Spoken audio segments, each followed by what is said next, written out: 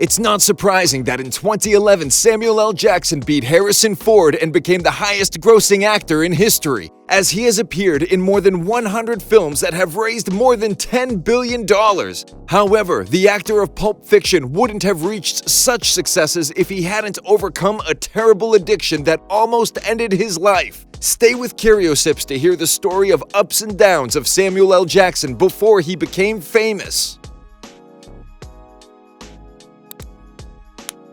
Samuel Leroy Jackson was born on December 12, 1948 in Washington, D.C., although he was raised in Chattanooga, Tennessee. There, his grandparents took care of him because his mother worked in Washington. They only used to meet her for Christmas and during summer vacations until he was 9 years old, when his mother was finally able to live with them. As for his father, he left the family when Samuel was a baby and visited his son only twice. Eventually, his father passed away due to his serious problems of alcoholism, a disease that would later become Jackson's curse. In his youth, he faced the shocking reality of his times and attended segregated schools until university. Therefore, he was seriously involved in the fight against racism and in favor of the rights of African American citizens. He was expelled from the university when in 1969, together with a group of students, he held the trustees of the college hostage, demanding the educational rules needed to be changed and that African American people could attend the courses they were banned from.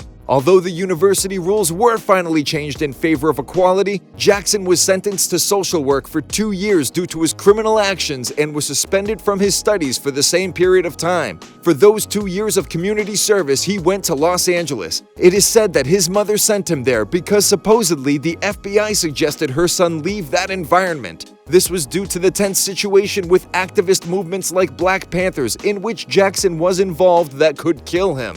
However, the actor didn't give up and returned to college to earn his BA in drama in 1972. Before he found his way in acting, Samuel was a studying marine biologist and later an architect. In 1974, he began a relationship with his former college friend who was also at his theater company, LaTanya Richardson. The two got married in 1980 and their daughter was born in 1982. In the 70s, Samuel began to appear on the big screen with supporting roles and even in TV series, but if it wasn't for the director Spike, he would have never begun to shine. Thanks to Lee, Jackson was involved in the film School Days in 1988 and in Do the Right Thing in 1989. Later, he appeared with a small role in the movie Goodfellas and worked for the comedian Bill Cosby in his show for 3 years. His appearance in another work of Spike Lee, Jungle Fever, brought him such great success that the Cannes Festival created a special award just to appreciate his role in that film. Therefore, he got a great opportunity that every actor could only dream about. In 1994,